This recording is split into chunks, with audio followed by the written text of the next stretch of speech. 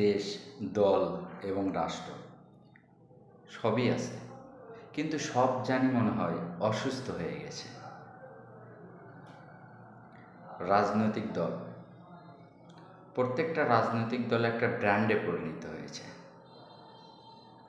এটা আমার মনে হয় কোনো একটা ফ্যামিলির কাছে জিম্মি।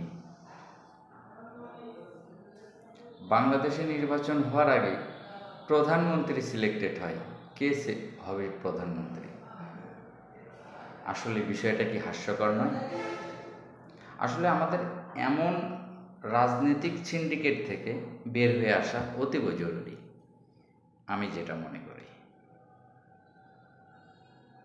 তো এই রাজনৈতিক সিন্ডিকেটের মধ্যে পড়ে সারা বাংলাদেশের মানুষ আজ অসহায়। নির্যাতন, নিপীড়ন, বেকারত্ব,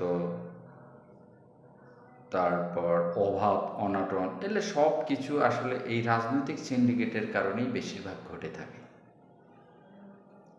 এখান থেকে পুরো জাতিকে বের করে আনতে হবে, এখানে সংস্কার করতে হবে। সংস্কারটা এখানেই বেশি প্রয়োজন। থ্যাংক ইউ, ভালো থাকবেন সবাই।